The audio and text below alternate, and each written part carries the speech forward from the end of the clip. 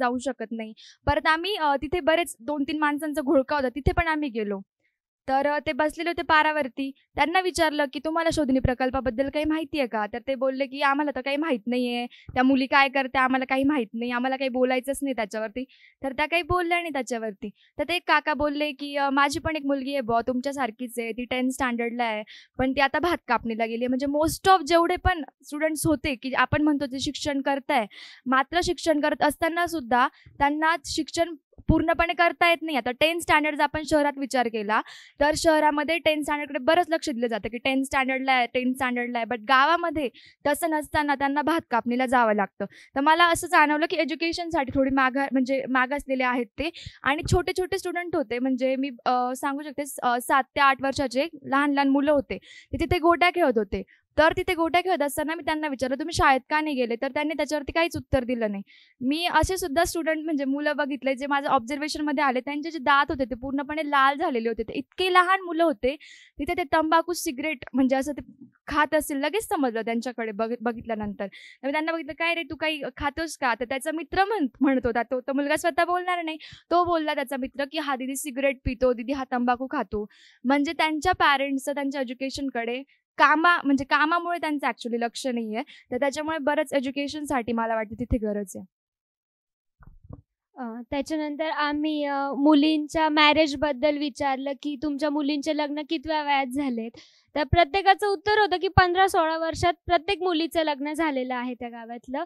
म्हणजे 10th झाली किंवा 12th झाली, तर त्याच्यानंतर लग्न करून देतात आणि त्या गावामध्ये 5th स्टँडर्डपर्यंतच एज्युकेशन आहे. आणि मला नाही वाटत, की तिथे ट्रान्सपोर्ट फॅसिलिटीज इतक्या डेव्हलप असतील, की मुली बाहेर मीन्स नाशिकला वगैरे रोज अप करत असतील.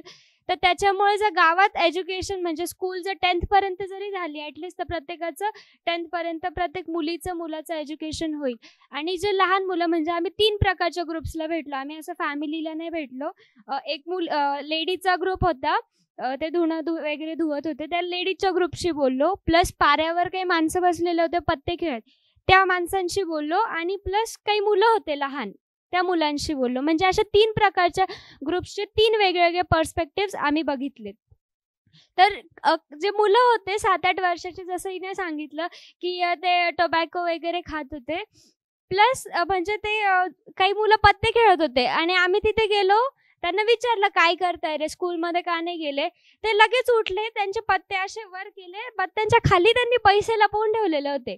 म्हणजे एवढे-एवढेसे मुलं आणि ते पैशांवर पत्ते खेळताय. ते पैसे उचलले आणि ते पळून गेले. पत्ते तिथेच टाकून गेले.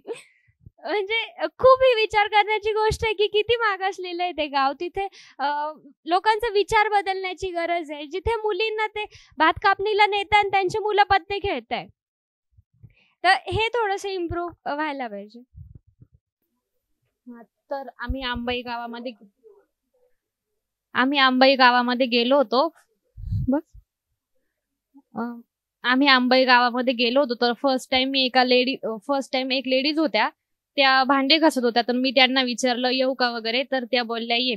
त्याच्यानंतर मी त्यांना जसे-जसे प्रश्न विचारायला सुरुवात केली, त्यातनं तर असं जाणवलं, त्यांच्या लग्नाला 1 वर्ष झालं होतं आणि त्यांना 9 महिन्याचा मुलगा होता एक. मी त्यांना विचारलं, की "तुम्हाला शोधिनींविषयी काही माहिती वगैरे आहे का?" तर त्या बोलल्या, "काहीच माहिती नाहीये." मग मला असं वाटलं, की त्यांना शोधिनी हे नावच माहीत नसेल. म्हणून मी त्यांना विचारलं, की "तुमच्या गावात अशा-अशा मुली किंवा मुलं हे काम करता का?" तर त्यांना काहीच माहिती नव्हतं. मग त्यांनी नंतर सांगितलं, मी त्यांना जरासं विचारलं, की "असे-असे काही कार्यक्रम झाले का?" मग त्यांनी सांगितलं, की "आत्ताच आमच्या गावामध्ये एक कार्यक्रम झाला होता, की त्याच्यात सांगितलं होतं मुलींचं कमी वयात लग्न करू नये, बालविवाह वगैरे करू नये." मग मी त्यांना विचारलं, "तुम्ही गेल्या होत्या का तिथं?" तर त्या नाही बोलल्या. मग मी विचारलं, "का नव्हत्या गेल्या?" तर त्या बोलल्या, "मला भांडे वगैरे घासायचे होते म्हणून मी गेली नाही." विचारलं, "तुमच्या घरात कोण-कोण आहे?" तर म्हणे, ते दोघं नवरा-बायको आणि माझे सासू-सासरे. तर त्या बोलल्या, "फक्त माझे मिस्टर आणि जे सासरे तेच गेले होते. मी नव्हती गेली. मला घरात काम करायचं होतं." मी त्यांना विचारलं, की "तुमच्या इथे असं शोधिनी कोण आहे? त्यांची काही माहिती भेटेल का?" तर त्या बोलल्या, "मी नवीनच आहे. मला काहीच माहीत नाही." म्हटलं, "आजूबाजूला कोण?" म्हणे, "मला काहीच माहीत नाही. मी माझं घर सोडून कुठेच जात नाही." 1 वर्ष झाले, पण त्यांना हे पण माहीत नाही, की शेजारी कोण राहतं त्यांच्या. हे पण माहीत नव्हतं. आणि मी विचारलं पण नाही, कारण की मला त्यांच्या वयावरूनच लगेच समजलं, की यांचं वय खूप कमी, जवळ-जवळ 17 ते 18च फक्त वय असेल. त्यांचं हे लगेच त्यांच्या बोलण्यातनं वगैरे जाणवत होतं. त्याच्यानंतर अजून गेली एका ठिकाणी, तर तिथं एक मुलगी होती, तिची आजी आणि ती होती, तिचे आई वडील बाहेर गेलेले होते. तर ती 11वीला होती. त्यांच्या गावाच्या बाहेरच थोडंसं कॉलेज आहे त्यांचं, तिथं होती ती. तर तिला विचारलं शोधिनीविषयी. तिला माहिती होतं त्यांच्या गावात 4 शोधक आणि 3 शोधिनी आहे. तर मी तिला विचारलं सगळं शोधिनीविषयी. तिने मला माहिती सांगितली. मग तिला म्हटलं, "तू आहे का?" तर ती नाही बोलली. तिला म्हटलं, "का?" तर ती बोलली, की "ह्या ज्या मुली त्या आम्हाला काही इन्फॉर्मेशनच देत नाही, त्याच्यामुळे मला काहीच माहिती नाहीये आणि आमच्या घरातल्यांचा पण थोडासा विरोध आहे." आणि तिची खूप इच्छा होती, तिच्यासोबत जवळ-जवळ मी 1 तास बोलत होती. तिच्याकडनं मला खूप काही समजलं. जसं की तिला जायचंय शोधिनींमध्ये, पण जे इतर शोधिनी त्यांच्याकडनं काहीच माहिती भेटत नाही आणि घरातल्यांचा पण विरोध आहे. तिने मला हे पण सांगितलं, की तिच्या वडिलांचा पण नंबर दिला, ते घरी नव्हते म्हणून, की "तू त्यांच्यासोबत बोलून घे, की मला जायचंय म्हणून आणि आम्हाला सांगण्यापेक्षा आमच्या पॅरेंट्सला कन्व्हिन्स करा तुम्ही, की आम्हाला पण याचा भाग व्हायचंय वगैरे." त्याच्यानंतर तिच्या आजी पण होत्या. मी त्यांच्यासोबत पण बोलली, तर त्यांनी सांगितलं. त्या थोड्या हळव्या पण झाल्या होत्या, रडायला लागल्या. त्यांच्या गावामध्ये मेन म्हणजे प्राथमिक आरोग्य केंद्र सुद्धा नाहीये आणि याच्यामुळं 4 वर्षापूर्वी त्यांचा एक मुलगा एक्सपायर झाला आणि तो जो मुलगा एक्सपायर झाला, त्याची बायको आणि छोटा मुलगा आहे 5-6 वर्षांचा. ते तिथं राहत नाहीत. त्या ज्या काकू आहेत, त्या त्यांच्या माहेरी राहायला गेलेल्या आहेत आणि नंतर मी थोडंसं त्या मुलीला विचारलं. त्या आजींनी नाही सांगितलं मला एवढं, पण त्या मुलीने मला असं जाणवलं तिच्या बोलण्यातनं, की ते दारू वगैरे प्यायचे किंवा ह्या सगळ्या गोष्टी म्हणजे त्यांच्या घरात थोडासा हिंसाचाराचा प्रकार आहे. हे माझं ऑब्झर्वेशनवरून मला समजलं, की त्याच्यामुळं त्या इथं येत नाहीये वगैरे असं समजलं हे पण एक. आणि नंतर तिथं अजून दुसऱ्या एका मुलीसोबत बोलली, तर तेव्हा पण जाणवलं त्यांच्या गावात पाण्याचा प्रश्न आहे. रस्त्यावर लाईट नाहीये. पाणी 2 दिवसांनी येतं. आणि ते पण एका कुटुंबाला फक्त 2 हांडे वगैरेच पाणी भेटतं. बाकी पाणी वगैरे त्यांना काही भेटत नाही. त्यानंतर एका मुलीसोबत बोलली, तर ती म्हटली, की "मी शाळा सोडून दिली 10वी नंतर मी शाळेतच नाही गेली." का म्हटलं, तर कामांमुळं शाळेतच नाही गेली आणि माझी पण इच्छा नाहीये. तिने सांगितलं माझी इच्छा नाहीये, पण माझ्या ऑब्झर्वेशनवरून मला असं वाटलंच नाही. कारण की तिचा भाऊ तिच्यापेक्षा छोटा होता. ऑब्व्हियस त्याच्या शिक्षणाला महत्त्व दिलं जात होतं. आणि एक म्हणजे तिला विचारलं असं थोडंच. मग ती एकटीच होती म्हणून मी पण तिला फ्रीली विचारलं, की विचारले मी तिला 2-3 प्रश्न. मग याच्यातनं जाणवलं तिच्या भावामध्ये आणि तिच्यामध्ये खूप भेदभाव केले जातात. पण हे बोलणार कोणासोबत? तिला असं वाटतं, की हे माझ्याच घरात नाही सगळीकडे, म्हणून कशाला बोलायचं कोणासोबत असं तिचं म्हणणं होतं. त्याच्यामुळं ती बोलली, की "मी हे घरात पण बोलत नाही आणि काहीच करत नाही मेन म्हणजे." आणि असं त्याच्यातनं पण एकदा तिथे एक भंगारवाला आला. माझं ऑब्झर्वेशन आहे हे, की मग एक काकू होत्या त्या मला इन्फॉर्मेशन देत होत्या. त्यांचा पुतण्या शोधक होता. तो सर तुमच्यासोबत बोलत होता तिथं. मग मी त्यांना विचारली त्याच्याविषयी इन्फॉर्मेशन. पण मध्येच एक भंगारवाला आला आणि त्यांनी त्याला थांबवलं आणि त्या निघून गेल्या. नंतर त्यांनी भंगारवाल्याकडं अशी मोठी गोण भरून एक दारूच्या बाटल्या आणून दिल्या आणि त्या विकायला गेल्या. याच्यावरनं समजलं, की त्यांच्या गावात दारूचं प्रमाण खूप आहे. आणि आम्ही जेव्हा तिथून फिरत वगैरे होतो, तेव्हा खूप सारे आम्हाला दारू पिणारे लोकं वगैरे दिसले होते. जे की ते वेगवेगळं काय-काय बोलत होते. ते पण आमच्या कानावर खूप काही पडलं. हां, ते पण आणि हां, त्यांनी मेन सगळ्यांच्या बोलण्यातनं एक जाणवलं, की त्यांच्या गावात पाणी प्रश्न, लाईट आणि प्राथमिक आरोग्य सेवा त्यांना हवी आहे असं. अ, एवढं. मी पण त्याच गावामध्ये गेली होती अंबईमध्येच आणि तिथे एका शोधिनीचा मुलाखत घेतली. ती 10th स्टँडर्डच्या आतमध्ये होती आणि तिची शाळा आंबोलीला होती. तर जाण्या-येण्यासाठी पण त्यांच्याकडे काही नव्हतं. 2-3 किलोमीटर पायीच प्रवास करायचे आणि तिचे आई-वडील होते ते आई हॉटेलमध्ये जायची कामाला. तिथे भांडी घासायचं काम करायची ती आणि तिचे वडील मिस्त्री होते आणि त्यांना दारूचं पण व्यसन होतं. थोडीशी शेती होती ते करायचे. आणि ती जेव्हा बोलत होती त्याच्यातून असं पण जाणवलं, की म्हणजे ते हिंदू महार कास्टचे होते. तर त्याच्यामुळे हॉटेलमध्ये पण त्यांना भांडी घासायची वगैरे अशी कामं होती. आणि ती त्या गावाच्या एका साईडला जो राजवाडा होता तिथे राहत होती. अगोदर ती बोलली, की राजवाड्यासारखं असं काही नाहीये म्हणजे सगळे लोकं समानच राहतात असं. पण नंतर ती सांगायला लागली, की इकडे राजवाडा, इकडे जे ठाकर लोकं आहेत ते पुढे राहतात असं.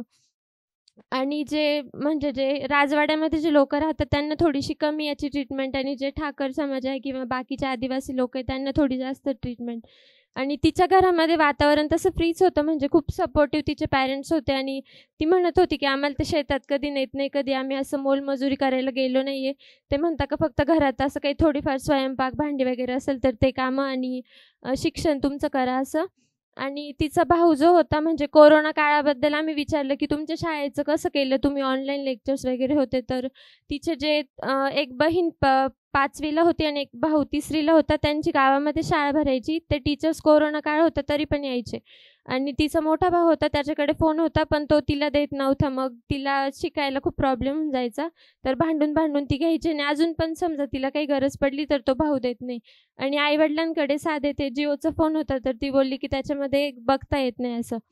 आणि त्याच्यानंतर शोधिनींबद्दल विचारलं तर प्रकल्पाबद्दल, तर ती बोलली की गावामध्ये तो प्रकल्प येऊन फक्त 2 वर्ष झाली आहेत आणि ती त्याला जॉईन होऊन 1 वर्ष झालेलं होतं.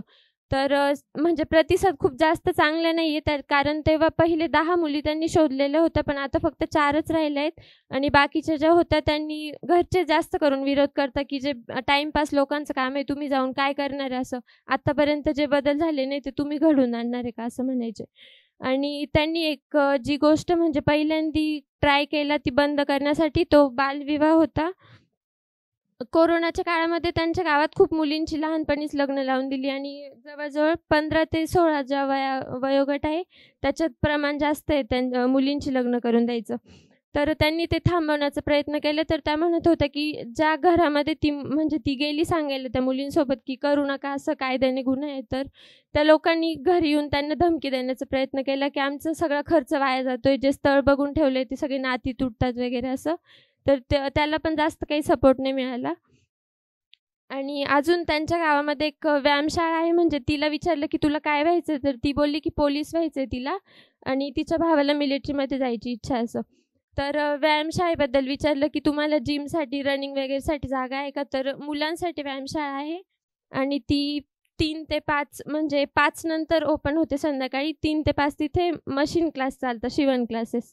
तिथे फक्त मुली येतात 3 ते 5 मध्ये आणि 5 नंतर मुलं येतात. ते मुलं मुलींना तिथे जाऊनच देत नाही. म्हणजे पॅरेंट्स जाऊन देतात पण मुलं म्हणतात की इथे आमची जागा आहे, आम्हीच करू, तुम्ही इथे यायचं नाही असं. मग ते सकाळी जर त्यांना वेळ मिळाला तर रनिंगला जातात ते मुलं मुलीसोबत. आणि म्हणजे त्या घरच्यांचा वगैरे एवढा काही विरोध नाही आहे का मुलं मुली तुम्ही बोलू नका काय असं. आणि शाळेमध्ये सांगितलं तिने तर त्यांच्या शाळेमध्ये सगळा जेंट्स स्टाफ आहे, लेडीज टीचर्स एक पण नाही आहे. प्लस PT टीचर पण नाही आहे त्यांच्याकडे. म्हणजे त्यांना जेव्हा जसं वाटेल तसं काही खेळायचं असेल PTच्या वर्गांमध्ये ते खेळून घेता. आणि पाण्याची सोय नाही आहे तिथे. अजून जे टॉयलेट्स वगैरे आहेत ते पण क्लीन नसतात आणि जे आहे ते पण खूप कमी प्रमाणात आहे. अजून त्यांना जे सॅनिटरी पॅडसारख्या ज्या सुविधा आहेत त्या उपलब्ध नाही आहेत. आणि अजून एक सांगितलं ते ग्रामपंचायतीतर्फे देत होते काही वेळेपूर्वी, पण ते फक्त जे हिंदू महार जी लोक आहेत त्यांनाच मिळायची, बाकीचे ज्या कास्ट आहे त्यांना ते मिळत नव्हतं. आणि अजून गावची जी सरपंच होती ती एक महिलाच होती जी 1 महिन्यापूर्वी निवडून आलेली होती. पण ती म्हणजे घाबरत होती. आम्ही जेव्हा तिला विचारलं की तू स्वतः मीटिंग अटेंड करते का, तर ती म्हणते मी स्वतः जाते म्हणे, 2-3 वेळा गेली होती. आणि त्या मुली म्हणायच्या की ही कधी जातच नाही, म्हणजे घरामध्येच असते. तिचं एकदम छोटं बाळ होतं आणि तिथेच राहायची ती. आणि तिला काही माहीतच नव्हतं. तिला विचारलं का एखादा प्रश्न, ही योजना आहे का, ती म्हणायची मी 1 महिन्यापूर्वी निवडून आली आहे आणि सगळे नवीन आहे, मला काही माहीतच नाही असं. अजून एक गोष्ट सांगितली तिने का, म्हणजे थोड्या दिवसांपूर्वी 5-6 महिन्यापूर्वी तिथे एक असं सेशन आलं होतं, म्हणजे मोफत मुलींसाठी नर्सिंग फॉर्म भरायचे. तर त्या लोकांनी जाऊनच दिलं नाही त्या घरच्या पॅरेंट्सनी मुलींना, कारण त्यांचा असा ग्रह होता की मुली तिकडे गेल्या का शिकता आणि पळून जाता. आणि मुलांसाठी जे आले होते ते आले होते मिलिटरीचे. म्हणजे जे कोणी जे देणारे होते ते सेशनसाठी मोफत, त्यांनी पण अगोदर भेदभाव केला की मुली आहे तर मग यांना नर्सिंगमध्ये हे करा, आणि मिलिटरीचे पोलीस भरतीचे आहे तिथे मुलांना प्रोत्साहन. आणि अजून जातीभेद पण दिसतच होता त्यांच्यामध्ये. ते राजवाड्याचं पण मी सांगितलं. आणि नॉर्मल पण जेव्हा लोक जातात म्हणे एखादा निर्णय असेल तो जे आदिवासी वगैरे आहेत ते सगळे लोक निर्णय घेतात. बस एवढंच. थँक्यू.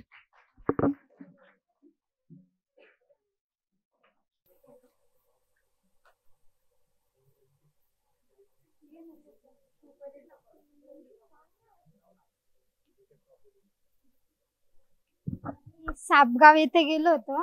त्या गाव हॅलो येते आवाज? आम्ही सापगाव या ठिकाणी गेलो होतो. तर तिथे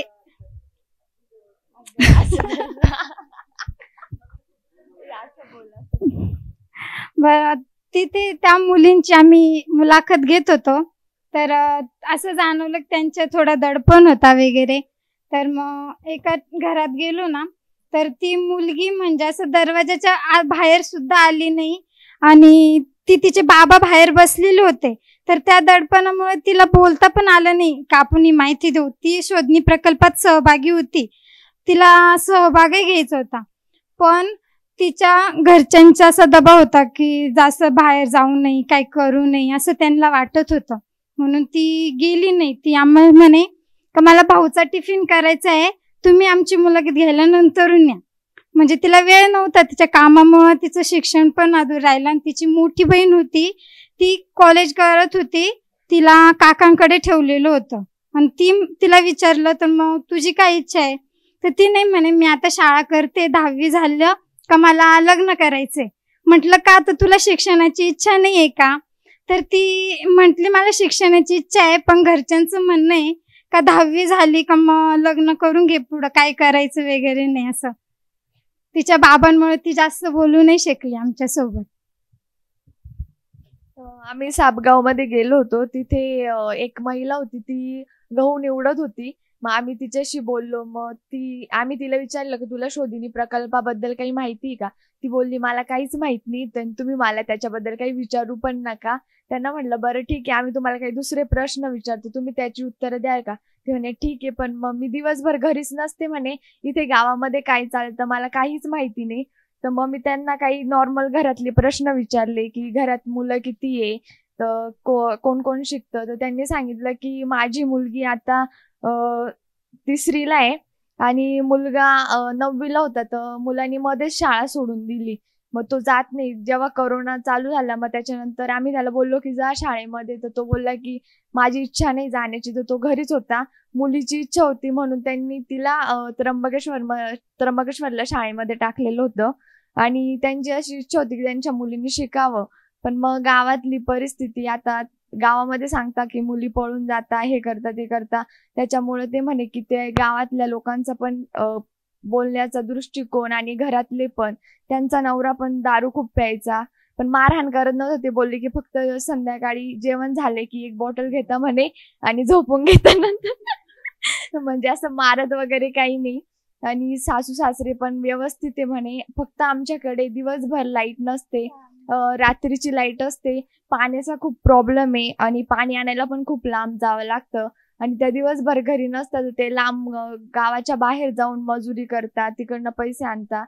त्यांचं लग्न त्या साधारण 18-19 वर्षाच्या होत्या तेव्हाच झालेले. त्यांना तर त्यांच्या लग्नाच्या वेळेस त्यांच्या आईवडिलांनी शिकू पण दिलं नाही, कारण की त्यांना लहान भाऊ होता. विचारलं पण नव्हतं की तुला हा मुलगा आवडतो की काय, डायरेक्टली लग्न करून दिलं होतं. त्यांना लहान भाऊ होता म्हणून मग त्यालाच सांभाळायच्या वगैरे अशी घरातली परिस्थिती होती. आणि त्यांचं असं म्हणणं होतं की मला माझ्या मुलीला खूप शिकवायचंय. आता जसं तुम्ही म्हणे तुम्ही फिरता वगैरे, तसं फ्रीडम मला पण माझ्या मुलीला द्यायचंय. पण घरातली परिस्थिती आणि घरातलं वातावरण बघून त्या म्हणे आम्हाला जास्त घरच्यांसमोर बोलता येत नाही, सासू सासरे असतात, दीर असतो असं, त्याच्यामुळे घरातलं वातावरण एवढं काही चांगलं नसल्यामुळे तर मी तेवढा प्रयत्न करेल म्हणे की मला पण तुमच्यासारखं माझ्या मुलीला शिकवता आलं पाहिजे. थँक्यू. Good morning everyone. मी पण सापगावात गेलो होतो. तिथे एक आजी भेटल्या मला. त्यांच्या पायाला आहे ना चीर लागली होती. त्यांना म्हणलं तुम्हाला कशी काय लागली, म्हणे काम करता करता लागली. तर त्यांना 4 टाके पडले होते. त्यांच्या जवळच दवाखाना होता. तर ते बोलले मी 200 रुपये दिले म्हणे, 200 रुपये ठेवले म्हणे तसे. त्यांना म्हणलं तुम्ही शोधणी प्रकल्पाचा काय संबंधात काय ऐकलंय की नाही गावामध्ये. ते म्हणले आम्ही काहीच ऐकलं नाही. ते बोलले 4 का 2 वर्ष आधी म्हणे माझा मुलगा आणि माझी सून गेले म्हणे. तर त्यांचा एक मुलगा होता, ते असा झोपलेला होता खाली, असा कपडे उघडे फाटलेले असंच, तो पण ऐकत नाही, एकदम छोटा. त्या आजी म्हणले आमची इकॉनॉमी ग्रोथ काहीच नाही म्हणे, आम्ही मुलांना शिकू पण मुलींना शिकून नाही देणार म्हणे, मुलींना 10वी नंतर लगेच लग्न करून देऊ. त्याबद्दल त्यांची एक मेंटॅलिटी बघितली मी, त्यांनी स्वतः मला शेअर केली. म्हणे कसं असतं म्हणे, मुली जेव्हा जास्त शिकताना म्हणे नंतर कॉलेजमध्ये जाता, ते स्वतः त्यांचं काय मुलं असेल ते पटवता किंवा लग्न करता, पळून घेऊन जाता. ते हा नाही विचार करत का इथं आई बापांचं काय चालतं, इथं समाजामध्ये आम्हाला काय बोलता, त्यांचा पॉईंट ऑफ व्ह्यू बरोबर होता, पण त्यांची मेंटॅलिटी बघितली त्याच्यामुळे ते खूप महाग असलेले, इकॉनॉमिकली खूप महाग आहे. त्यांना खूप समजवण्याचा प्रयत्न केला आम्ही, पण ते ऐकूनच घेत नव्हत्या. म्हणलं काही नाही, ते हळवे पण झाले थोडं. त्यांना त्यांचा मुलगा आणि सून आठवली त्याच्यामुळं. पण एक म्हणजे बघितली मी गावामध्ये का मुली पळून जात आहे ना, तर त्यामागं पण खूप काही गोष्टी, म्हणजे त्या सपोर्ट नाही घरच्यांचा, मेंटॅलिटी, त्यांना फ्रीडम नाहीये, या साऱ्या गोष्टी बघून त्या या गावाचा एक्सपिरियन्स म्हणजे वेगळाच होता. काहीतरी बदल झालेच पाहिजे. Thank you sir. त्या गावात पाण्याची व्यवस्था नव्हती मेन म्हणजे बाथरूम वगैरे होते, पण त्याला दरवाजाच नव्हता. म्हणजे त्या मुलींना असं आंघोळी वगैरे बसल्यात मग त्यांना जाता येत नव्हते ना, असं ती एक समस्या आम्हाला जाणवली. आणि त्या आजी ज्या होत्या, जे यांनी सांगितल्या, त्या आजी एवढ्या रडत होत्या की त्यांचं म्हणणं होतं माझा मुलगा आणि माझी सून मारली, त्याच्यामुळे तो मुलगा रोज म्हणतो की माझे आई वडील कुठे, त्याला सारखी आठवण येते. आणि त्या आजींचं असं म्हणणं होतं की जोपर्यंत मी आहे तोपर्यंत मी त्याला सांभाळेल, पण मग नंतर मी गेल्यानंतर त्याचं कोण बघेल, कारण की आता सगळ्यांचेच काकू काका चांगले असतात असं तर नसतं. मला जोपर्यंत मी जिवंत आहे तोपर्यंत मी त्याला शिकू शकते, त्याच्यानंतर आज त्याचे काकू काका काय करते हे तर मी नाही सांगू शकत, असं त्यांचं म्हणणं. थँक्यू.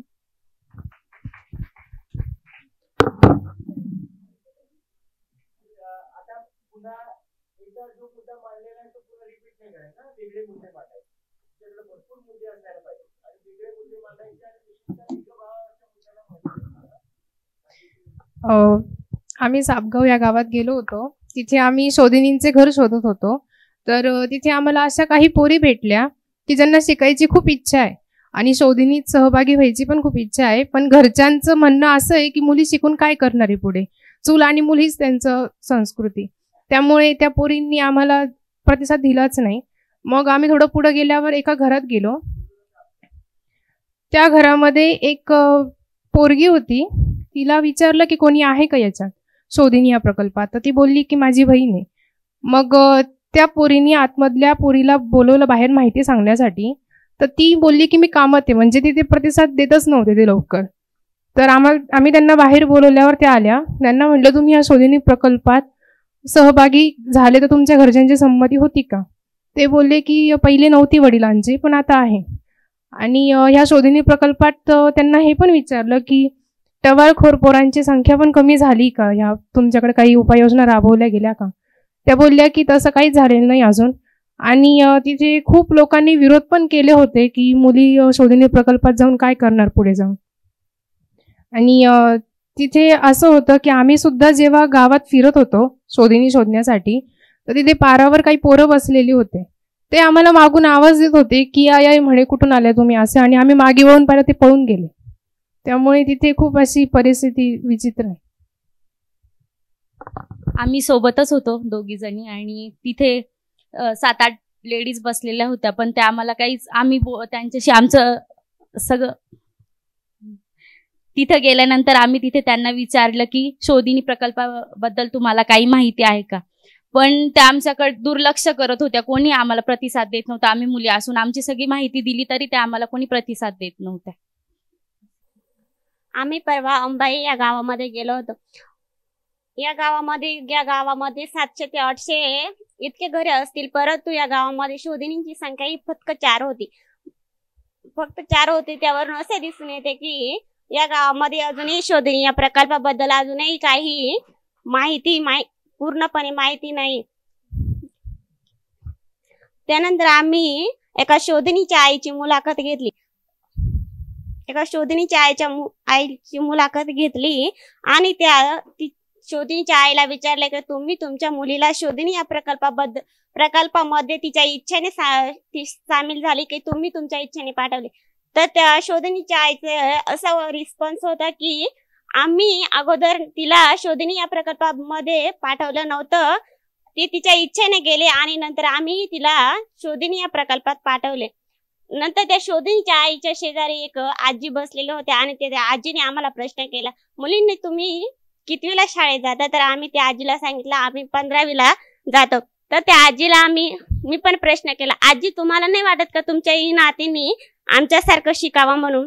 तर त्या आजी बोलल्या की आम्हाला वाटतं तुमच्यासारख्या आमच्याही मुलींनी शिकावं, परंतु या गावामध्ये आजूबाजूचे लोक किंवा आजूबाजूचे लोक किंवा इतर माणसं नावं ठेवतात. मी म्हटलं काय नावं ठेवतात? तर त्या बोलल्या की मुलीचं वय एवढं झालं तरी अजून तिचं लग्न झालेलं नाही. नंतर ही चर्चा आजूबाजूच्या 4 गावांमध्ये होते आणि त्या मुलीला नंतर लग्नासाठी कोणीही मागणी घालत नाही.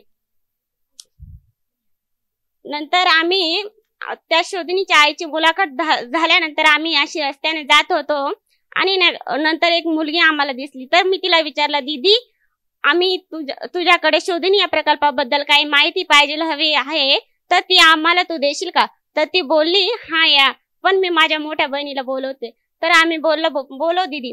तर आलं तर तिला विचारलं, दीदी तू शाळेत जाती का? ती बोलली 5वी पर्यंत झाली माझी शाळा, तर आता आम्ही शाळेत नाही जाते. दोघी पण बहिणी होत्या, दोघींची शाळा झालेली, ती 5वी पर्यंत घरीच होत्या, शेतीमध्ये काम करत होत्या. तर आम्ही त्यांना विचारलं, तुम्हाला शोधिनी या प्रकल्पाबद्दल माहित नाही का? तर त्या बोलल्या नाही. तर मग आम्ही बोललो, तुमच्या वरच्या आळीची तर एक मुलगी शोधिनी या प्रकल्पामध्ये आहे, तुम्हाला नाही माहिती? तर त्या बोलल्या नाही. मग म्हटलं गावातील सरपंच वगैरे कोणीही नाही सांगितले? तर म्हणा नाही. मग आम्ही त्याला प्रश्न केला, तुम्हाला इच्छा आहे का शोधिनी प्रकल्पामध्ये जायची? तर त्या बोलल्या हो. म्हणजे या गावामध्ये काही इच्छा असूनही काही मुली या शोधिनी या प्रकल्पामध्ये सामील होऊ शकल्या नाही किंवा अजूनही या शोधिनी प्रकल्पाबद्दल त्या गावामध्ये जागृती झालेली नाही. मी शोधिनीला भेटली होती तिथे अंबई गावामध्ये. ती 9वीला होती. ती म्हटली आमच्या गावामध्ये असे खूप अडचणी आहे की आम्हाला ते समाजामुळे काही करता येत नाही, कारण की आमच्या गावामध्ये अनेक अशा मुली आहे की त्यांना अजून शिकायची इच्छा असते, पण त्या म्हणजे नाही का समाजामुळे त्यांना घरामध्ये ठेवलं जातं. जास्तीत जास्त आमच्या गावामध्ये फक्त 12वी पर्यंत मुली शिकलेल्या आहे. आमची इच्छा अशी असते की पुढे जाऊन काहीतरी करावं आणि शिकावं, पण गावामुळे काही करता येत नाही आम्हाला.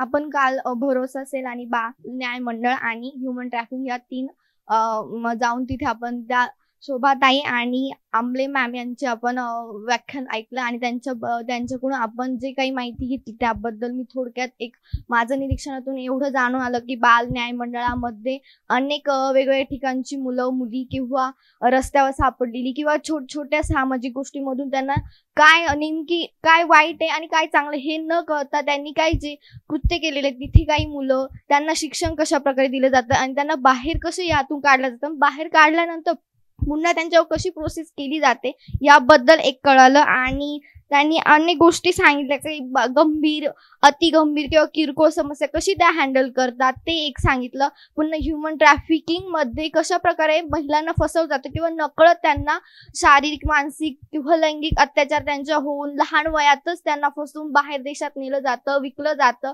त्यांना माहीत पण नसतं. पुन्हा 88% ह्युमन ट्रॅफिकिंग लैंगिक छळा किंवा लैंगिक अत्याचारामुळे होते आणि अनेक महिलांच्या समस्या महिलांना होणारे अत्याचार लहान वयातच 17-18 वयातच मुलींना न शिकवता किंवा आई वडिलांच्या की पैसे नसल्यामुळे आर्थिक प्रॉब्लेम असल्यामुळे आई वडील सुद्धा मुलांना काय म्हणतात विकलं जातं किंवा त्यांच्याकडून पैसे कमवण्यासाठी वाईट गोष्टींना मार्गी लावतात. कारण पैसा हा खूप म्हणजे आर्थिक विकास होणे किंवा आर्थिक गोष्टी असल्यामुळे मेन म्हणजे पैसा कसा कमवला जातं. तर काही म्हणजे जास्त ह्युमन ट्रॅफिकिंग भरोसा सेल मध्ये सुद्धा की महिलांना होणारे अत्याचार किंवा घरात होणारे शोषण किंवा सासू सासऱ्यांचे म्हणा आपल्या नवऱ्याचे वगैरे कसे त्यांना काय म्हणता हाणलं जातं किंवा छोट्या गोष्टींवरून त्यांना त्रास दिला जातो किंवा त्यांच्यावर दररोज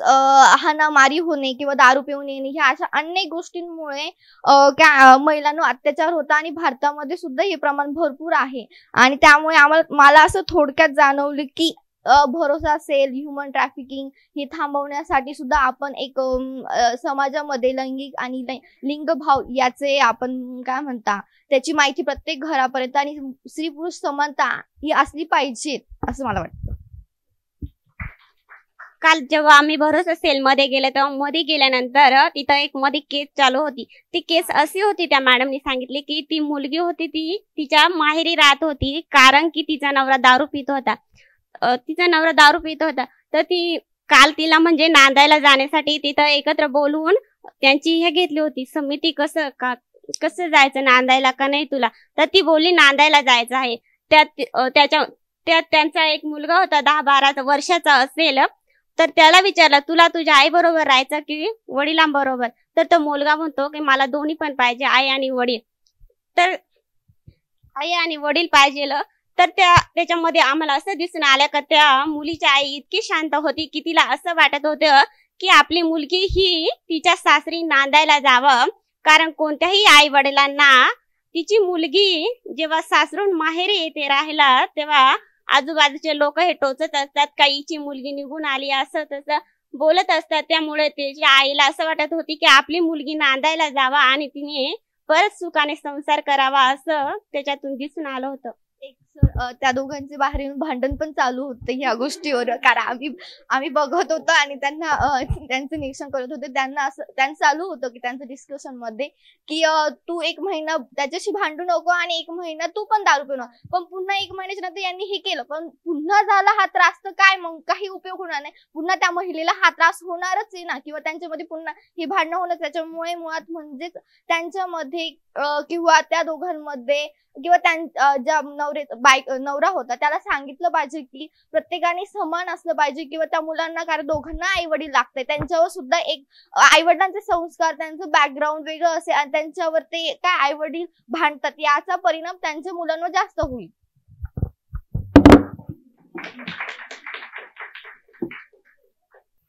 हॅलो सर, मला शाळेतील निरीक्षण सांगायचे. आम्ही गेलो होतो तेव्हा तिथं सर वगैरे सर्व होते, मुलांना कामं लावलेलं होतं. आणि मी असं तुलना करतो त्या कामाची की बहुतेक मुलांना झाडाच्या फांद्या तोडणे आणि तिथले ते पाट वगैरे बनवणे हेच कामं दिले होते. आणि मुलींना साफसफाई आणि शाळेतल्या त्या वर्गखोल्या होत्या त्या स्वच्छ करण्यासाठी तिथे तिला पाणी भरणे आणि इतर कामे दिली होती. म्हणजे सर याच्यातून असं दिसून येतं की मुलींना ही साफसफाईची कामं आणि पाणी भरण्याची कामं दिली आणि मुलांना ते पाट बनवण्याच्या आणि फांद्या वगैरे छाडण्याची कामं दिलं. तर असं दिसून येतं सर की त्यांना एकत्र काम का दिलं नाही जाऊ शकत. एकत्र पण काम करता येऊ शकतं ना सर, पण तसं नाही केलं त्यांनी. म्हणजे असं त्याच्यातून भेदभाव दिसून येतो की मुली त्या काम करतात आणि मुलं हे काम करतात. सर तर मला तिथं असं सांगायचं की सगळ्यांना एकत्र काम करायला लावलं पाहिजे होतं, असं माझं म्हणणं होतं. आणि सर तिथे शाळेत तिथलं झालं. आणि शिक्षणाच्या बाबतीत सर तिथं असं आहे की बहुतांश मुलींना बाहेरगावी शिक्षणासाठी नाही पाठवलं जात सर. मुलांना पाठवलं जातं, पण गंमत सर अशी होते की तिथं उदरनिर्वाहासाठी त्यांना बाहेरगावी जावं लागत असल्याने शिक्षणावर त्यांचं लक्ष नाही आहे. आणि असं असल्याने मग बहुतांश स्त्रिया ह्या शेतातील कामातच, म्हणजे हंगामी शेती असते, भात शेती, तिथं कापणी, तिथं त्या काम करतात. आणि बहुतांश पुरुष हे काम नसल्याने तिथं पारावर किंवा गावातल्या मंदिरासमोर इकडे तिकडे फिरत असतात. म्हणजे बहुतांश सर याच्यातले कामं, शेतातील कामं हे स्त्रियाच करतात. तिथं कापणी म्हणा किंवा नागली वगैरे भाताची पिकं स्त्रियाच तिथं कापताना मला दिसत होते. आणि सर इथं शिक्षणाचं तर झालं. व्यवसाय आणि रोजगारामुळे सर मग बहुतांश मुली इथं गावात फिरतात आणि हंगामी स्त्रिया कापणी करतात. पण सर तिथं ते असं दिसलं की गावातल्या हे पिकांमध्ये सर ते हे करत नसल्याने ना, बागायती शेती करत नसल्याने गावातील मग मुलं पण इकडे तिकडेच बाहेरच्या दुसऱ्यांच्या शेतात कामाला जातात आणि मग स्त्रियांवर पूर्ण जबाबदारी पडते सर. असं नको व्हायला. पाऊस जरी नसला तिथं तर मग सर त्यांनी तिथं पोल्ट्री किंवा इतर व्यवसायावर हे भर दिला पाहिजे. म्हणजे त्याच्यातून स्त्रियांना कुक्कुटपालन किंवा इतर याच्यावर भर दिला तर गावातील परिस्थिती बदलू शकते, असं माझं म्हणणं आहे. आणि आरोग्याच्या बाबतीत सांगायला झालं सर तर स्त्रियांचा विश्वास नाही तिथल्या गावातला. 2 दवाखाने, एक खाजगी आणि एक सरकारी. सर दोघांवर पण विश्वास नाही त्यांचा. एक बाळ आजारी होतं, तर मग त्याला नेमकंच इंजेक्शन मारून आणलं होतं. आम्ही विचारलं की तुम्ही कुठे गेला होता, तर त्यांनी आम्हाला उत्तर दिलं की आम्ही त्र्यंबकेश्वरकडे गेलो.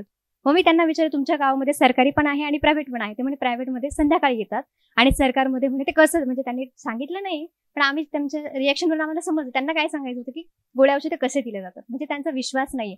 आणि आम्ही जेव्हा हे सर्च केलं ना, तेव्हा आम्ही एक वेगळी पद्धत वापरली. आम्ही पहिले दवाखान्यामध्ये गेलो. दवाखान्यामध्ये कुठल्या कुठल्या सुविधा आहेत किंवा कुठले कुठले बोर्ड लावलेले आहेत, या योजना आलेल्या आहेत आणि मग लोकांना किती माहिती आहे ते तसा सर्वे केला. मग तेव्हा माझ्या लक्षात आलं की त्यांना काहीशांना तर माहीतच नाहीत आणि जे फारच गरिबीमध्ये नाईलाजाने तिथे जातात. आणि एक बाईंना मी विचारलं, म्हणजे पहिले आम्ही सर्वे करताना एक गोष्ट लक्षात ठेवली की तिथले प्रॉपर आहेत का, कारण एका घरी आम्ही सर्वे करायला गेलो ते म्हणे नाही आम्ही पाहून येत म्हणे आणि आम्ही इथे आलोय. म्हटले ठीक आहे. मग आम्ही अनेक ठिकाणी सर्वे केला तर आमच्या खूप साऱ्या गोष्टी लक्षात आल्या आम्ही करताना.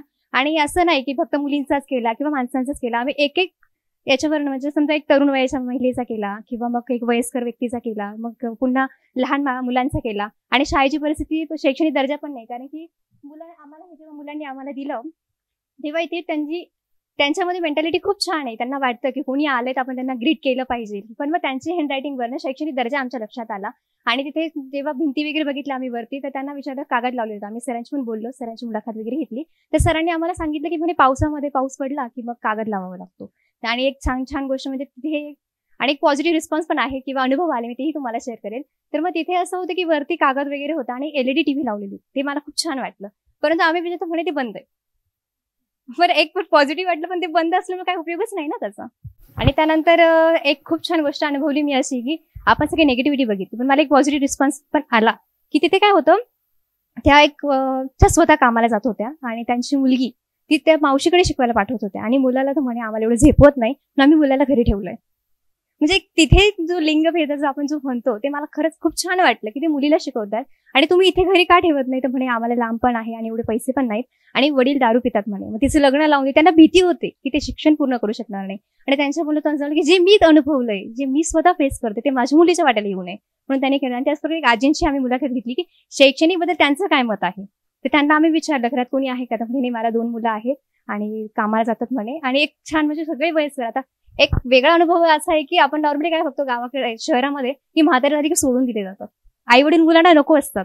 पण तिथे असं बरं प्रत्येक घरामध्ये मला आजी आजोबा जाणवले. असं एकही घर नव्हतं की तिथे आजी आजोबा नाहीयेत, म्हणजे गावामध्ये ती अजून चांगली गोष्ट आहे. तर मी त्यांना विचारलं की तुमच्या शिक्षणाबद्दल काय मत आहे, तुमच्या घरामध्ये माझ्या वयाचं कोणी आहे का. ते म्हणे आहे, पण चुलत मुलगा म्हणजे काहीतरी सांगितलं मी त्यांचे आहे म्हणे, पण आम्ही शिकवत नाही. म्हणजे का, तर म्हणे 10वी पर्यंत नाही 10वी का 7वी काहीतरी सांगितलं. म्हटलं पुढे का नाही शिकवलं, तर मग म्हणे इथे शाळा नाही म्हणे. म्हटलं जर बाहेर असते तर म्हणे नाही आम्ही मुलींना बाहेर पाठवू शकत नाही. मी त्यांचा पॉझिटिव्ह रिस्पॉन्स मला बघायचं होतं. मी त्यांना विचारलं इथे सुविधा उपलब्ध झाली तुम्ही शिकवशाल का, ते म्हणे हो आम्ही शिकवू. म्हणजे ते आजींचं वय जरी झालेलं होतं एक पॉझिटिव्ह रिस्पॉन्स होता, फक्त समाजाची भीती किंवा लोक काय विचार करतात किंवा असं विचित्र काही होऊ शकतो म्हणून ते पाठवत नाही. काही पॉझिटिव्ह रिस्पॉन्स पण जाणवले मला. थँक्यू. सर मला आणखी एक बोलायचं आहे सर. त्याच्यातून असा निष्कर्ष आला की वेगवेगळ्या वयोगटानुसार किंवा छोट्या म्हणजे समजा अल्पवयीन मुलं आणि छोटे मुलं यांच्यात सर मला असा रिस्पॉन्स आला की लहान मुलांना शिकण्याची इच्छा आहे, म्हणजे तसं वातावरण निर्मिती झाली आहे गावात असं थोडक्यात मला सांगायचंय. आणि मोठ्या मुलांमध्ये ती अजून म्हणजे गेलीच त्या प्रकारचे वायाच गेलं असं मला सांगायचंय सर. तर माझं म्हणणं असं आहे सर की लहान मुलांमध्ये जी वातावरण निर्मिती झाली ती पुढे टिकून राहावी, त्याच्यामुळे त्यांच्यात भविष्यात बदल घडू शकतो असं मला सांगायचंय. आणि सर तिथे असं जाणवलं की ना जो शोधणी प्रकल्प चालू आहे तो फक्त 10 मुलींपुरताच त्यांनी मर्यादित ठेवलाय, पण तो जर शाळेत जर सुरू केला ना तर त्याच्यातून अजून विकास होऊ शकतो. म्हणजे मला काय म्हणायचं, ज्या मुली 5वीत आहेत ना 5वी नंतर तिथे शाळा नाही, मग त्यांनी त्या प्रकल्पाविषयी जर त्या मुलींना सांगितलं तर काय सांगता येईल, ते 80% मुलींना शाळेत पाठवतील. पण ज्या 10-20% मुलीचं नुकसान आहे त्यातल्या 5 मुली जरी शिकल्या तरी त्यांचा प्रकल्प यशस्वी असं मला स्वतःला वाटतं. त्यामुळे त्यांनी तिथे सांगणं गरजेचं आहे. आम्ही सर्व सापगाव मध्ये गेलो होतो.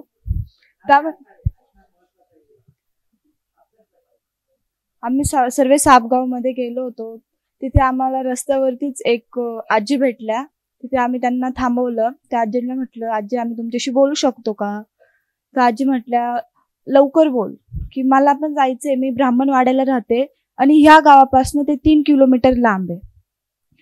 मग आम्ही बोललो. त्या आजींना सावलीमध्ये बसवलं. त्यांच्यासोबत त्यांचे नातवंड पण होते, एक मुलगा आणि एक मुलगी.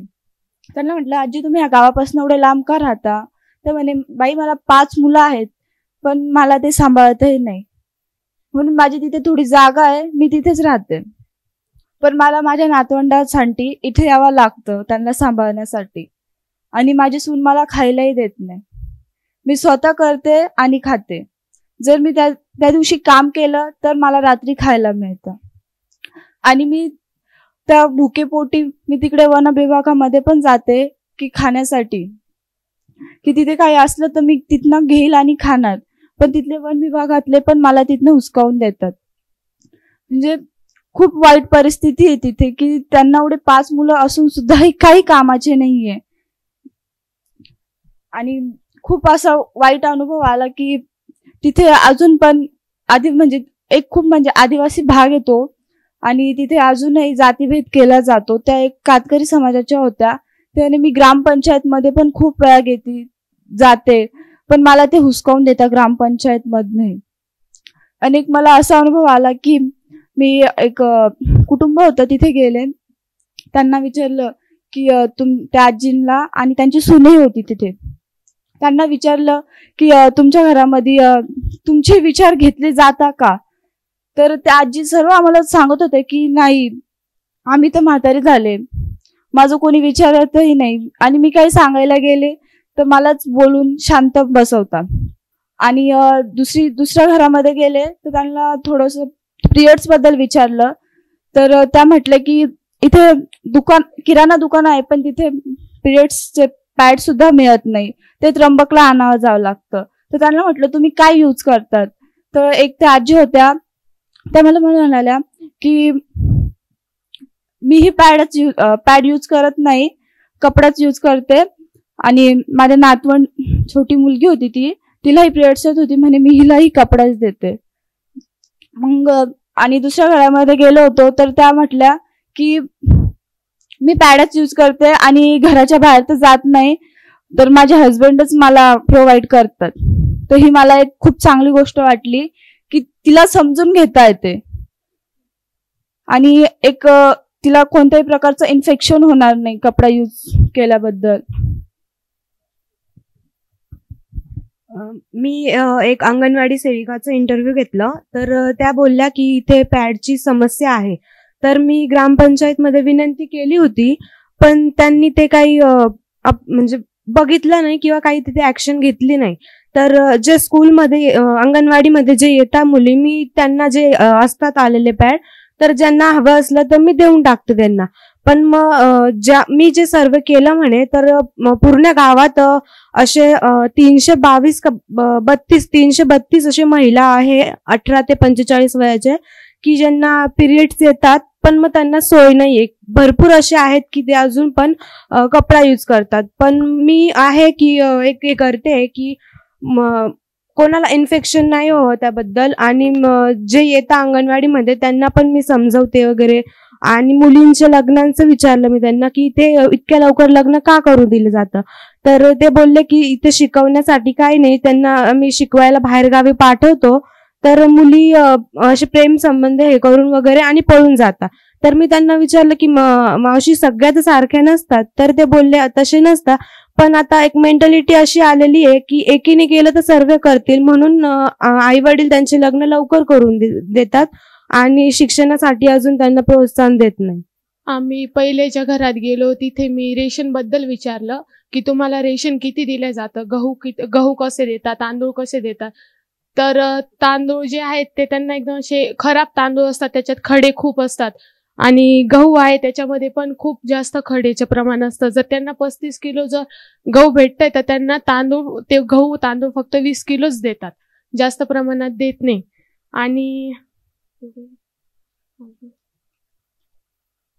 आणि आता दिवाळीत रेशनचं त्यांनी वाटप केली होती मोफत, त्याच्या ह्याच्यात त्यांना जास्त प्रमाणात काहीच दिलं गेलं नाही, फक्त रवा, तूप, ते पण डालडा तूप दिलं गेलेलं होतं. अजून गहू तांदूळ ते बी कमी प्रमाणात दिलं गेलेलं. आणि त्यांच्या घरामध्ये असं आपल्या घरात कसं सगळ्यांना मिळून मिसळून विचारलं जातं काही गोष्टी करायच्या की नाही. त्यांना तर आम्ही विचारलं की बुवा तुमचे बी मत घेतात का. तर जी सून होती ती 10वी शिकलेली होती आणि तिची सासू आली मागून, तर आम्ही तिला विचारलं की बुवा तुमचं मत घेतात का. तर ती सासू नाही म्हणत होती, तर ती सुनेने कव्हर केलं, नाही म्हणे आमचं बी मत घेतात. आणि आम्ही विचारलं इथे भाजीपाला कसा भेटतो, किती इथे भेटतो का बाहेर गावी जावा म्हणजे दुसऱ्या ठिकाणी. मी तर जात नाही, माझे मिस्टरच जातात त्र्यंबकला. आणि इथं 20 रुपये किलो जर भाजी असेल तर इथे 40 रुपये किलो देतील, तिकडे 20 असेल तर इथे 40 रुपये, म्हणजे जास्त महाग असतं बुवा इथे. तर असं होतं. आणि मी जिथे त्या आजींना विचारलं की इथल्या तुमच्या घरामधली प्रॉपर्टी काही तुमच्या नावावरती आहे का, जागा जमीन. त्या म्हणे की इथल्या कोणत्याच महिलेच्या नावावरती शेती वगैरे नाहीये किंवा घरही नाहीये. थँक्यू.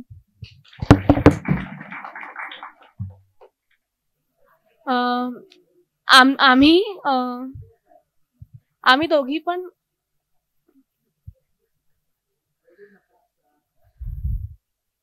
आम्ही 18ला अंबई या गावामध्ये गेलेलो होतो.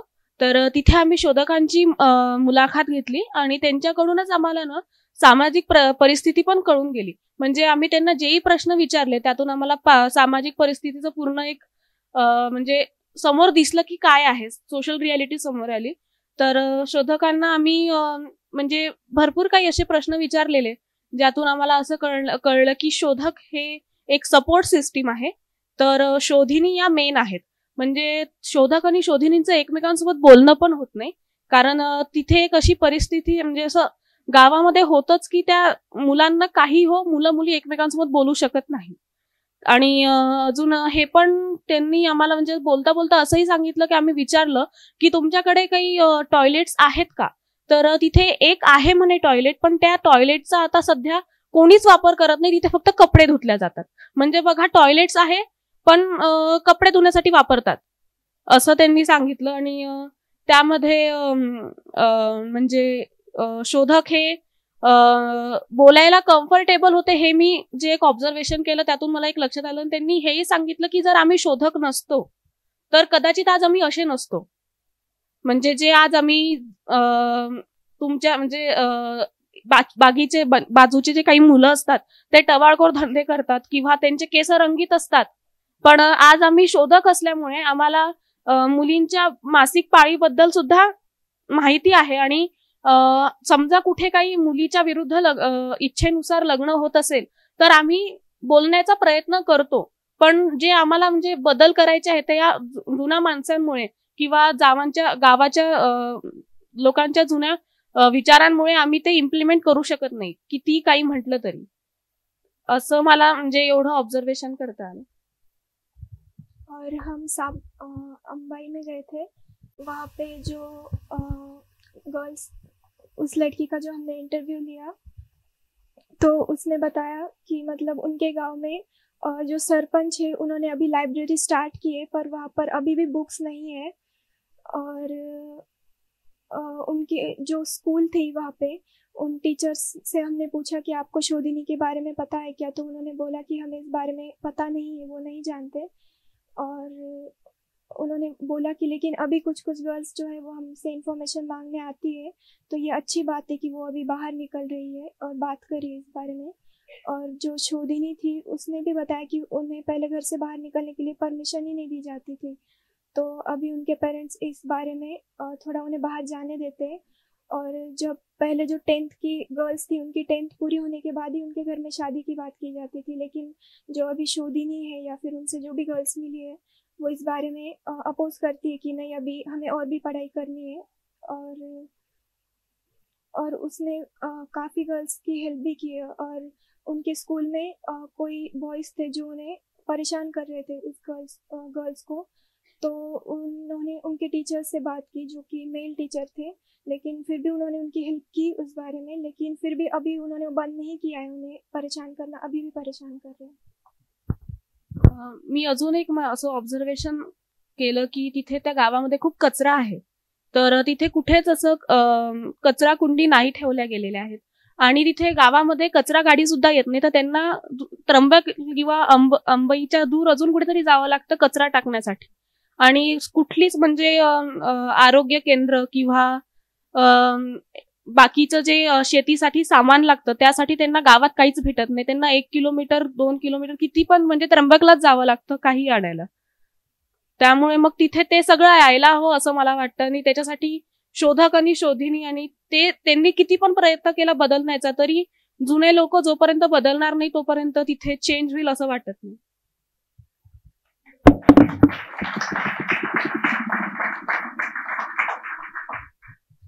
तुम्ही सगळेजण एक एक मुद्दा तुमच्या प्रत्येकाच्या मांडणीमध्ये येतो, ते म्हणजे की बाकीचे लोक, समाज, गाव, वयस्क लोक, त्यांची मानसिकता, हे काय दर्शवतो.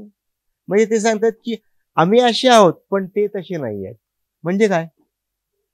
नाही, आता तुम्ही सोशल रिसर्चर आहात, लक्षात घ्या की काय कोण म्हणाल परिस्थिती, शाबास, बरोबर. म्हणजे ते कोण, गाव, बाजूचे वयस्क परिस्थिती आणि कसली सामाजिक परिस्थिती, व्यापक सामाजिक परिस्थिती. याला आपण काय म्हणतो, कॉन्टेक्स्ट म्हणतो.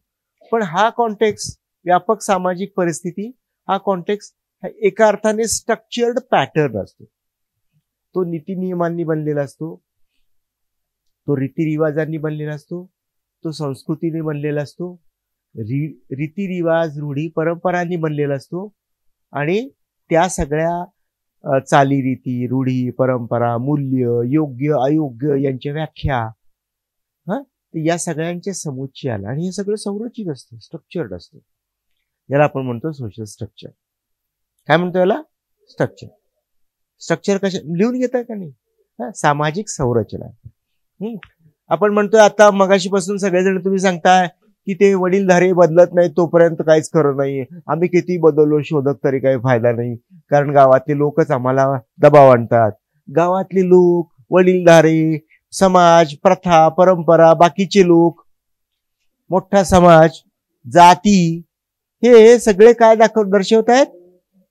संरचनेचा निर्देश करतायत, ते स्ट्रक्चरचा निर्देश करतायत. हे स्ट्रक्चर कशाने बनलेलं आहे? सामाजिक संस्थांनी बनलेलं आहे. सामाजिक संरचना कशाने बनलेली आहे? सामाजिक संस्थांनी बनलेली. कुठल्या संस्था आहेत? कुटुंब, विवाह, शिक्षण, आरोग्य, राज्य, राजकीय, कायदा, धर्म, सामाजिक, जात, बरोबर आहे, जात, लिंगभाव, परंपरा, रीतिरिवाज, मूल्य, आदर्श, वय पण, ओके, वय पण, आर्थिक अर्थरचना, व्यवसाय पण येईल, उपजीविका.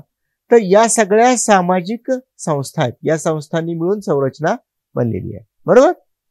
संरचना, या संरचनेला जनरली लोक काय म्हणतात? समाज काय म्हणेल.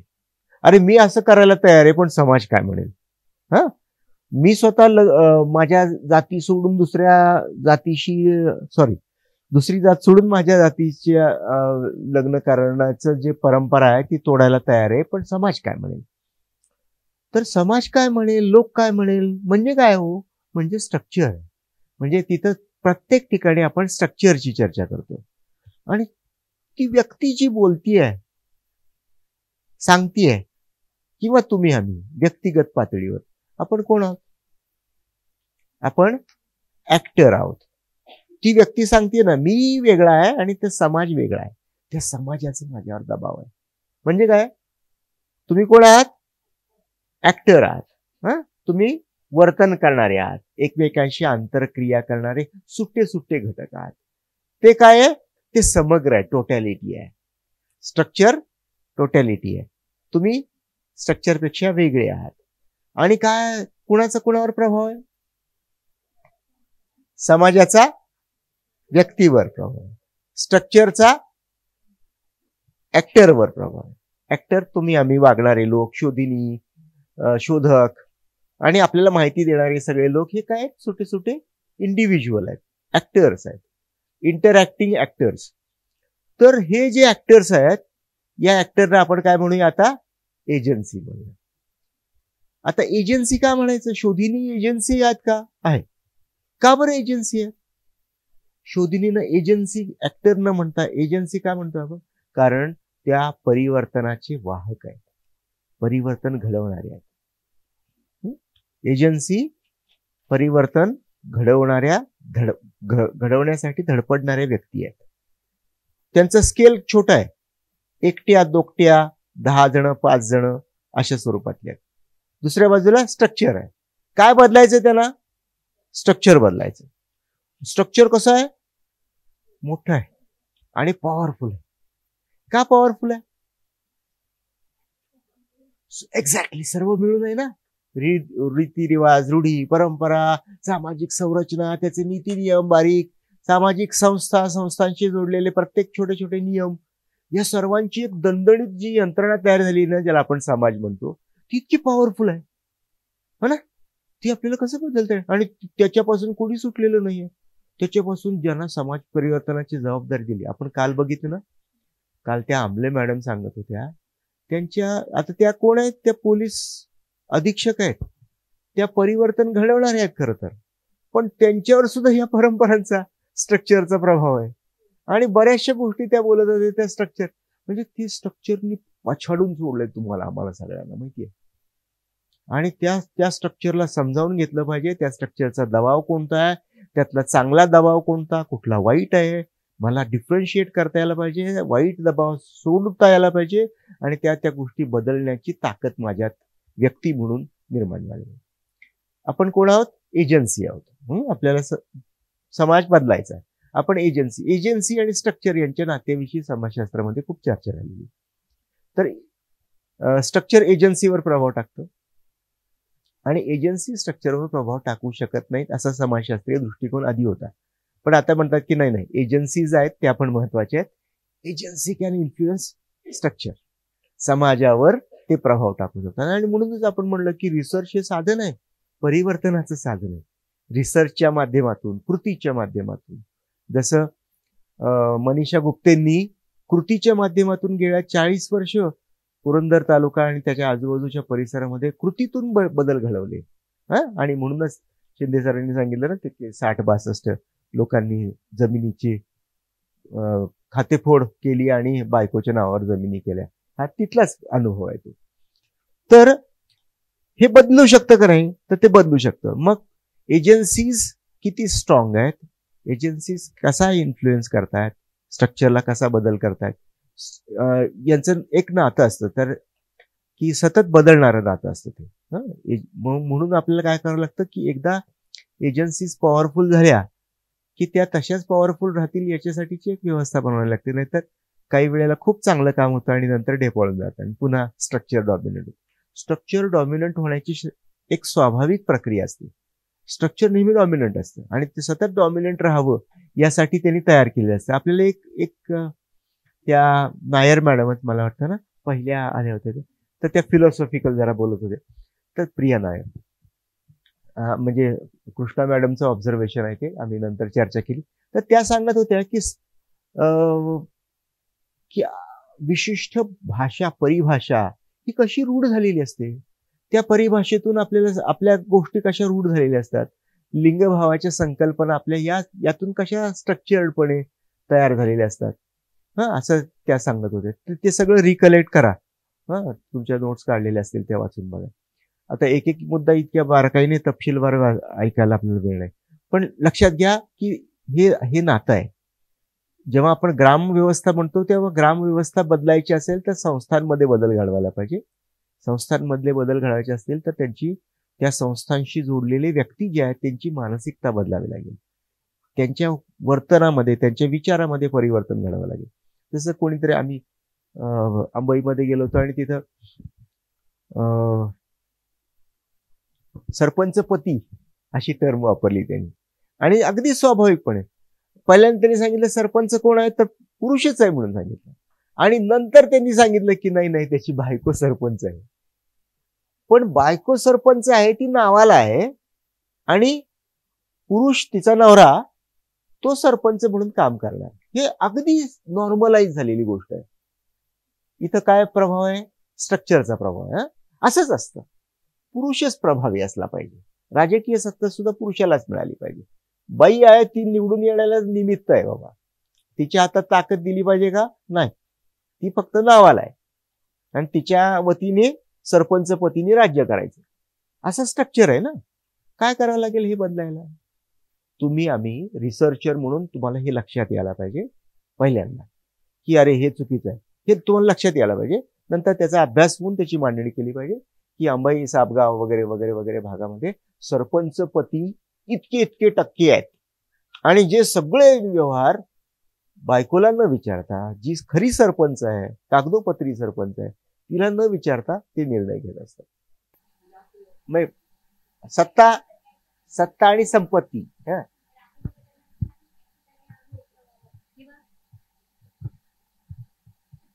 आम्ही जेव्हा विचारलं ना की सरपंच कोण आहे, त्यांनी सांगितलं एक स्त्री आहे. आणि नंतर एका आजीनं विचारलं ना, त्यांनी इतक्या चिडून अशा म्हटल्या की नवरा शिक्षक आहे आणि बायको सरपंच आहे म्हणे. मग ते वरच्या आमच्यापर्यंत काय येतं, म्हणजे कुठेतरी पैसे आणि याच्यामध्ये हे जाणवलं. Don't worry guys, I am not going to take your more time. तर 2 अनुभव असे होते की त्या गावात जे शोधिनी होता त्या इनमीन 5 शोधिनी होत्या. 10 होत्या, पण करंट सिच्युएशनमध्ये काम करणारे असं किंवा सगळं काही अटेंड करणारे अशा त्या 5 होत्या. त्याच्यापैकी 2 शोधक होते. तर त्या 2 शोधकांपैकी एक शोधक त्या एका शोधिनीचाच भाऊ होता. आणि स्पेशली जर शोधक जे होते ते त्याच शोधिनींपैकी त्यांचे भाऊ असणारे असे होते. तर मग त्यांपैकी जी एक शोधिनी होती जिने पहिली मीटिंग अटेंड केली नाशिकची, आणि त्याच्यानंतर तिच्या वडिलांनी तिला नकार दिला. ते तिला शोधिनी म्हणून काम करायला पाठवत नाहीत. आणि त्यांनी हे जे काही शोधिनी म्हणून जे काही डाटा कलेक्शनसाठी ह्या ज्या बाकीच्या मुली जातात, तर यांच्यासोबत पण बोलणं वगैरे टाळतात ते. आणि मग त्यामुळे आम्ही म्हटलं की आम्हाला त्यांना भेटता येईल का, किंवा तुम्ही का काही विचार नाही केला की त्यांनी तिला पाठवायला नकार दिला, मग तुम्ही त्याबद्दल काय केलं. तर ते बोलले म्हणे ते ऐकतच नाही, आम्ही काय सांगणार आता. आणि दुसरं एक झालं असं की एक शोधिनी होती आणि तिचा बालविवाह करण्यात आला. आता त्या कंडिशनमध्ये झालं असं की ती केस आपण आधी पण ऐकलेली की ती त्यांच्या घरात फक्त कोणीतरी म्हातारे आजी की आजोबा असं कोणीतरी शिल्लक राहिलेलं, आणि ती एक मुलगी होती. मग तिची जबाबदारी झटकण्यासाठी म्हणून तिचं लग्न करण्यात आलं, आणि ती पण एक शोधिनी होती. तर ह्या 2 केस होतात. आणि गावामध्ये एका योजनेअंतर्गत 2 सार्वजनिक नळ तिथे लावण्यात आलेले होते, पण ते फक्त नावापुरते होते.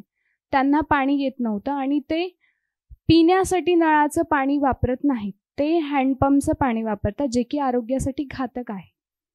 आणि स्पेशली जर मेडिकली जर बघण्यात आलं, जर हँडपंपचं पाणी त्याच्यामध्ये जर काही प्रदूषण मिक्स असेल, तर जर कोणी गर्भवती असेल महिला, तर त्याचा परिणाम डायरेक्टली त्या बाळावर होतो आणि फार घातक परिणाम होता याचे. सो हे एक्सपिरियन्स सांगायचे राहिले होते. थँक्यू. सगळ्यांना संधी मिळणार आहे. काही मुद्दे राहिलेले आहेत मला माहिती आहे, आपल्याला थांबावं लागतं. आता जर समजा सरपंच पती म्हणून चुकीच्या पद्धतीने पुरुष सत्ता घेतायत, उपभोगतायत आणि दादागिरी करतायत, तर मग याच्याबद्दल काय आपलं काय रोल आहे? आपला पहिल्यांदा रिसर्च डेटा काय सांगतोय, किती आहेत असे सरपंच पती काम करणारे, त्याचा डेटा गोळा करणं, रिपोर्ट तयार करणं, पब्लिश करणं, बोबाटा बोमट्या मारायच्या म्हणतात ना, तर संशोधक हा एका अर्थाने बोमट्या मारणारा असतो, आवाज उठवणारा असतो, विसल ब्लोअर असतो. तर असा जनमत तयार करणं, आणि ही समस्या आहे, लक्ष द्या इकडं अभ्यासकांनो, शासनाचे नियोजन करणाऱ्या लोकांनो, धोरण आखणाऱ्या लोकांनो, तुम्ही लक्ष द्या की इथं समस्या आहे. त्या समस्येकडे लक्ष वेधल्यानंतर ती परिस्थिती बदलावी म्हणून आपल्याला काय करता येईल यासाठी पर्याय पण द्यायचे आहेत आपल्याला.